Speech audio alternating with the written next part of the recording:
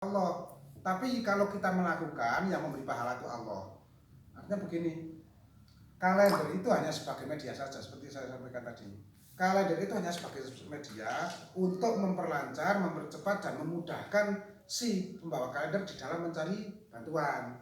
Kalau seperti yang saya lakukan, seperti yang teman-teman lakukan waktu masih di Ngerowo, bahkan ini pelosok, meminta mencari dana infak itu sampai Jawa Barat, sampai mana ini sampai Cilacap dan lain-lain.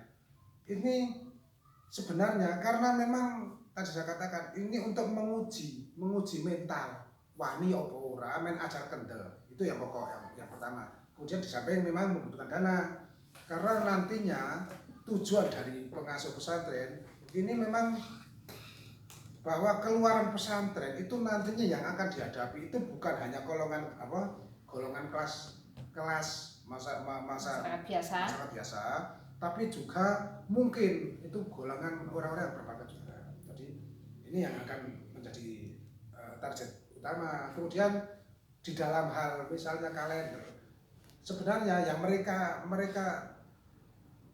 intinya dan mereka yang jadi tujuan itu adalah kesadaran berinfak.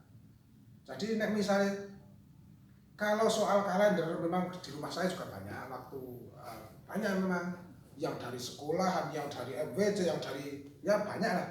Tak itu ngono limo nerap itu.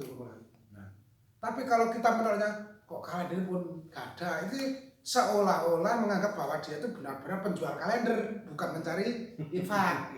Kan begitu. Ya. Jadi ini hanya karena sebagai perantara, sebagai media saja. Jadi makanya ketika kula kok pun gadah kalender, mesti dia beralih. Tentu saja karena yang diintinya itu mencari infak. Nah, itu makanya ketika disuni infak terus kok kita kok kan mau tadi masukan ya, misalnya kan kita sakjane ora ikhlas ngoten. Nah, itu silakan ditolak dengan baik-baik kalau menurut saya seperti itu saja. Daripada kita nantinya mengeluarkan 10.000 tapi ih ngomong tadi meminta. Cuma kan begini, jadi yang kalau kita ora ikhlas artinya kita tidak minat membeli kalender terus kita jawab nyun ngapunten kula mun gadah kalender kathah, tentu saja dia akan mengalihkan buka kalender juga. Karena yang jadi tujuan pokok adalah bagaimana orang itu mengeluarkan infak. Bukan bedo nek nang pasar, mbak kalender ampun kathah-kathah. Sudah ya, jadi ini intinya itu dalam jadi kesimpulannya bahwa dengan kalender ini bukan masuk kategori meminta-minta seperti yang saya sampaikan di sini. Ya. Itu intinya.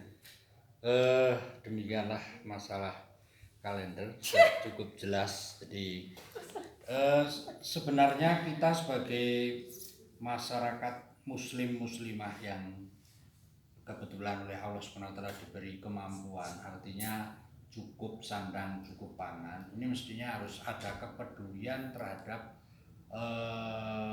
sekitar kita, lingkungan kita yang masyarakat itu sangat membutuhkan bantuan. Jadi tanpa harus diketuk, tanpa harus meminta, mestinya kita harus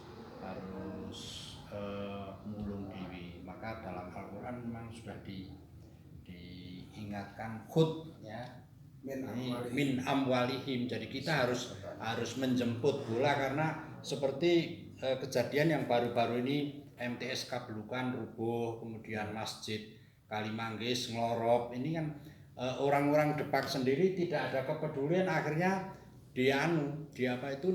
di-share di grup, dimintakan bantuan untuk peduli bencana. Nah, ini tanpa adanya minta-minta itu kan kadang orang tidak akan keluar, tidak akan peduli. Jadi dengan demikian ada dua hal yang perlu kita sikapi. Jadi sebagai masyarakat muslim yang diberi oleh Allah kemampuan, ini harusnya ada kepedulian terhadap orang-orang sesama muslim yang memang butuh bantuan. Artinya dia itu ciri dia memang tidak bisa mencari nafkah karena kondisi badan yang tidak lengkap, kakinya patah ataupun tangannya patah dan lain-lain. Ini mestinya mereka tidak harus meminta-minta, kita yang mengeluarkan, yang peduli. Kemudian terhadap bencana-bencana seperti apa itu madrasah yang roboh itu kemarin saja, MTS Keburukan Huda roboh, kemudian masjid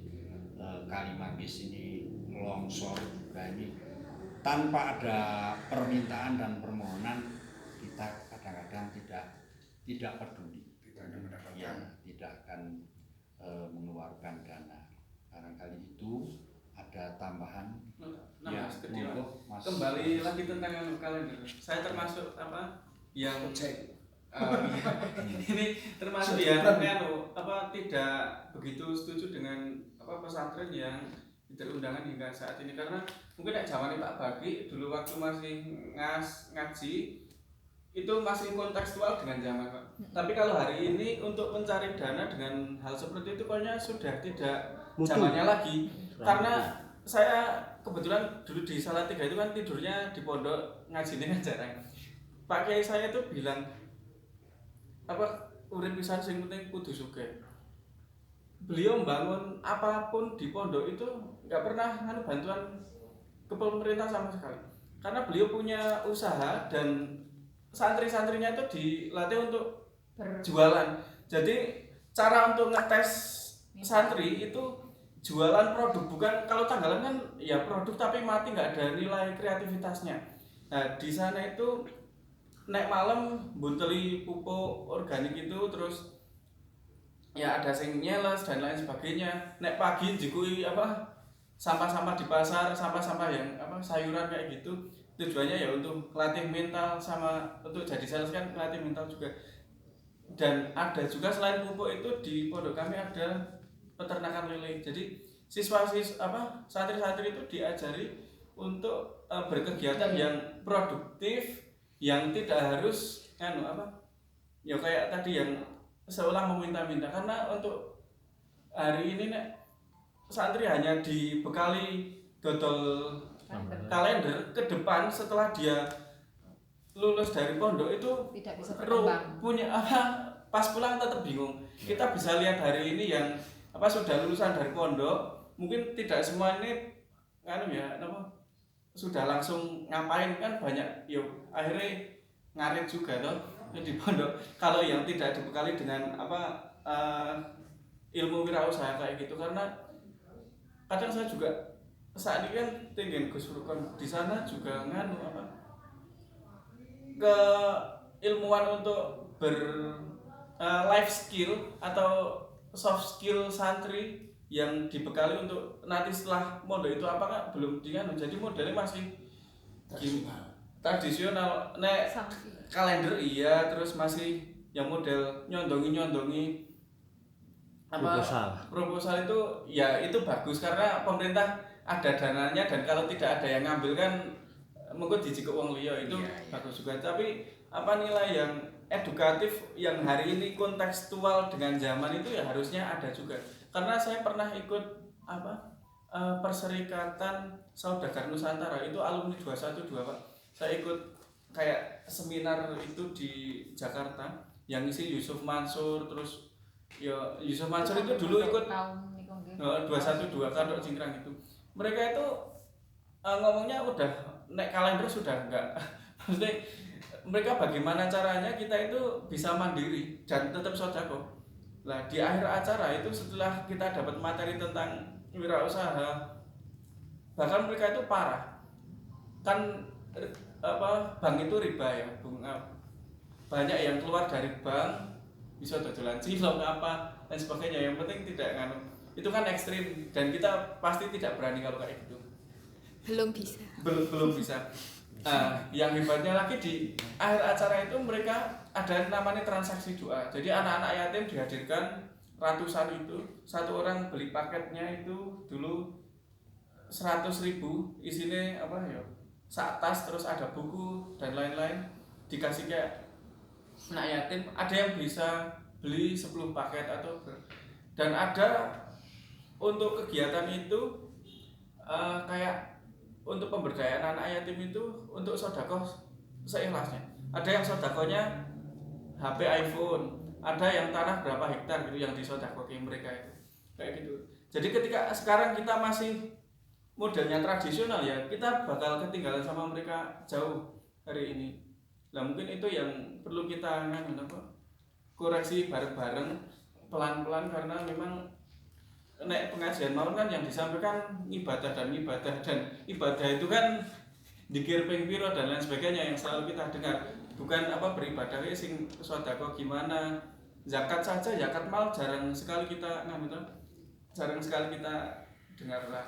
Mungkin seperti itu masukannya untuk kalender. Kalau bisa hari ini ya enggak bisa, tapi kalau bisa harus ada inovasi lebih untuk pemberdayaan pesantren, karena pondok-pondok yang terkenal itu mesti dia ada usahanya untuk menopang. Kayak nek sing deket sini Gen Gus Nurul Yakin kan pembangunannya cepat sekali karena dia ada usaha untuk menopangnya.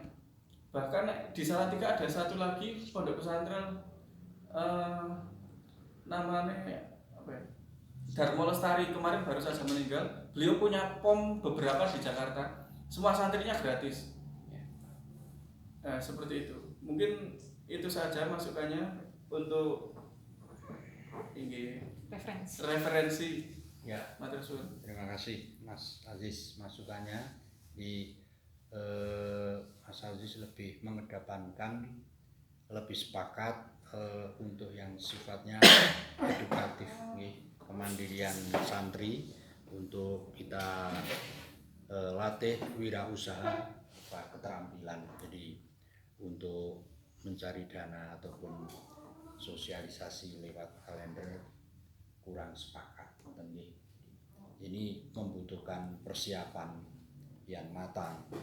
Barangkali pondok pesantren butuh tenaga-tenaga yang mahir tentang keterampilan pertanian, ataupun perikanan, ataupun pertukangan, ataupun perdagangan. Ini butuh persiapan Pak, jadi tidak instan. Artinya pesantren butuh lahan ataupun butuh persiapan. Mungkin ada tanggapan dari pemateri, monggo saya serahkan. Terima kasih atas tambahan dan masukan dari Mas Aziz. Memang dalam hal pemberdayaan ekonomi santri, memang di sini untuk membuat pesantren menjadi semacam bukan hanya sebagai sentra pengkaderan di bidang agama, pendidikan agama, tapi juga memberikan jalan untuk agar nantinya keluar dari pesantren itu tidak jadi orang meminta-minta, tidak tomak terhadap masyarakat. Itu memang sekali. Dan itu memang sudah terjadi dan sudah dilakukan oleh beberapa pesantren yang saya tahu, seperti Lungge. Itu juga ada pabrik tahu, ada membuat ceriping pedas, ada ternak ayam, ternak ikan, dan lain-lain. Nah, dalam hal ini memang masing-masing pengasuh itu ya punya prinsip sendiri-sendiri ya. Dan saya kurang tahu prinsip pengasuh pesantren yang tidak membuat itu sentra ekonomi itu apakah memang karena keterbatasan lahan, keterbatasan sumber daya manusianya, atau gimana? Saya kurang tahu. Cuma yang saya lihat kalau di Lungge, ini dan lain yang pesantren yang lain. Kalau yang di Lungge itu nuansanya bukan pesantren lagi Pak. Karena setiap mau mengirim ceripeng ke Bandung, ke Jakarta, ke Bogor, itu bertumpuk-tumpuk ceripeng di halaman pesantren. Jadi kesannya itu seperti pabrik. Itu. Itu yang saya lihat. Kalau Gus Fani itu. Iya. Itu juga ada pabrik tahunya, ada pabrik ceripengnya, ada peternakan ayam, ada. Jadi memang semua santrinya itu dimanfaatkan tenaganya. Nah, ada kategori seperti itu juga dimanfaatkan. Makanya karena memang itu di Pakis itu ada pondok pesantren yang gratis katanya. Bahkan itu saya juga ada itu PPDB untuk tahun ini karena ada pesantren, ada sekolahan. Itu gratis 6 tahun. Tapi nyambut gawe. Lah iya, makanya jadi begini. Ya. Kalau di Jawa Timur Pak, di Lamongan itu Pondok Pesantren Sunan Derajat itu ladang usahanya luar biasa. Di samping yang banyak lah, ada radio, ada itu pembuatan garam, terus membuat air mineral dan lain-lain, ada toserba, galangan kapal dan lain-lain. Luar biasa pemasukannya itu untuk pengeluarannya saja per bulan itu 3 mil itu untuk membiayai pengeluaran. Itu saat itu sekitar 15.000 dan hampir 50% itu ditanggung pesantren itu. Jadi siswa yang kurang mampu itu 100% dibiayai dan ditanggung pesantren. Nah, dalam hal ini saya baca riwayatnya itu Pak Abdul Ghafur itu Pak Kiainya. Ini juga termasuk salah satu dari beberapa kiai yang super nekat. Dia mengurus istilah itu mendatangkan atau naik utang apa jenenge? Kredit. Ya. Itu mengajukan kredit bank itu 90 mil Pak. Jadi nggak tanggung-tanggung. 90 nggak tanggung-tanggung. Nah, untuk biaya operasional pesantren dan untuk pengembangan perekonomiannya. Jadi di sini masing-masing kiai, mohon maaf, itu mempunyai prinsip, mempunyai pegangan sendiri-sendiri. Artinya ada yang memakai kaidah fikih al-muhafadzatu bil qadimil aslah, bil qadimil sholih wal ahdu bil jadidil aslah. Jadi mempertahankan tradisi yang lama yang baik dan melakukan terobosan, melakukan inovasi yang lebih bagus. Nah, kalau pesantren dulu, mohon maaf seperti Tegarrejo, itu kan yang modal salaf tetap modal salaf. Nah, terobosannya membuat boarding school, membuat sekolahan. Nah, sementara di sisi pribadi, mohon maaf itu seperti Gus Yusuf itu, usahanya kan banyak itu Pak. Ada rumah makan, radio. Makanya dia, mohon maaf, beliau enggak istilahnya untuk istilahnya ihtiyat menghindarkan pribadi diri sendiri dari tomak. Karena kalau mohon maaf kalau pengasuh pesantren enggak punya penghasilan, enggak punya ladang usaha yang jelas, ini kok nono wali santri sing sowan ya kan gitu Pak. Iya. Jadi intinya itu Pak, dadi kiai kudu sugih dhisik. Lah makanya perlu digarisbawahi bahwa yang namanya sugih itu bukan berarti Pak Kiai harus niki sugih riyen Pak. bukan berarti harus berlimpah harta loh. Yang namanya sugih itu kalau saya menyikapi karena yang namanya kekayaan itu kekayaan di hati, walaupun harta segudak, tapi kalau hatinya itu tidak disadarkan pada sifat qanaah, dia akan selalu qanaah tomak itu tadi, merasa kurang terus. Tapi walaupun ya mobil cuma Avanza misalnya, Cukup Pak. Ini alhamdulillah kok saya sudah punya Avanza, timbang kae kok main Super Cherry. Nah, yang Super Cherry alhamdulillah timbang kae kok Mega Pro. Ini yang Mega Pro dipakai. artinya begini, yang namanya sifat ghina, sifat ghani itu bukan terfokus, bukan kok terletak pada jumlah kapasitas harta Pak, tapi bagaimana kita di dalam menyikapi apa yang kita miliki. Jangan lihat hartanya, tapi pandanglah yang memberi. Nah, kalau kita memandangnya kepada yang memberi, alhamdulillah koyong-koyong yang diparingi Gusti Allah, saya yakin akan tumbuh rasa syukur. Kalau sudah mempunyai rasa qanaah dan syukur, saya yakin tidak akan tomak kepada orang lain. Itu yang dapat saya tambahkan. Ya. Terima kasih. Cukup nggih. Barangkali itu sudah sangat jelas. Ini sangat melebar sampai pondok pesantren. Top dong. Sekali memang itulah dunia Indonesia ya. Jadi pemerintahnya belum bisa menjamin dan membiayai seluruhnya, padahal dalam undang-undang dasar itu kan fakir miskin dipelihara nih. Dijamin kehidupannya oleh negara. Fakir miskin dan anak-anak terlantar dipelihara oleh negara. Namun ternyata masih banyak peminta-minta seperti itu di makom-makom itu ya. Itu Kalau kita mestinya harus selektif nek pira-pira wong iki sing kuat Ora usah. ora usah ini nek Tapi tolak lah iya dengan cara yang baik. Ojo emosi. Ketika kita lihat kok kondisi badannya memang kakinya cuma satu, tangannya beritil, itu kita harus terketuk. Mestinya harus kita tanpa mereka itu meminta, kita harus memberi. Itu jadi di antara harta kita itu memang sebagian ada hak bagi mereka. Mungkin itu yang bisa kami antarkan Pak Baki untuk bisa menutup materinya dengan kata kesimpulan. Terima kasih atas masukan, atas pertanyaan sehingga mengingatkan dan menggugah diri saya untuk menambah dan memperluas wawasan saya. Kemudian dari materi yang saya sampaikan dapat saya simpulkan bahwa meminta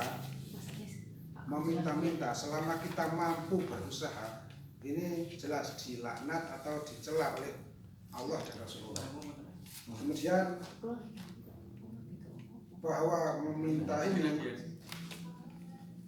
nantinya kita akan mendapatkan siksa di neraka seperti yang sudah saya sampaikan dalam materi ini. Nah, alangkah baiknya kita menghindarkan diri, berusaha. Kalau kita sudah punya satu, kita tidak perlu. Kalau pengen dua ya kita berusaha sendiri, jangan meminta kepada orang lain. Artinya mari kita berusaha membersihkan diri, membersihkan hati, membersihkan jiwa dari perasaan atau dari sikap perilaku tomak kepada orang lain. Yang namanya harta orang lain memang kita lihat itu sepertinya lebih enak, ya. Rumput orang itu memang lebih hijau, ya. Kita kok lebih seger. Nah, tapi karena itu adalah semacam hanya sekedar godaan, mari kita berusaha sekuat tenaga agar kita terhindar dari perilaku meminta-minta, karena perilaku meminta-minta ini jelas akan menurunkan derajat kita baik di hadapan manusia maupun di hadapan Allah SWT. Itu yang dapat saya sampaikan. Kurang lebihnya mohon maaf. Mungkin lain kali bisa kita lanjut dalam tema yang lain. Terima kasih. Dari saya, assalamualaikum warahmatullahi wabarakatuh. Waalaikumsalam warahmatullahi wabarakatuh. Terima kasih kita ucapkan kepada Pak Ahmad Bayaki, SPD, dan Bapak Ibu semua atas kebersamaannya. Kita tutup dengan bacaan tahmid. Alhamdulillahirabbil alamin. Mungkin ada info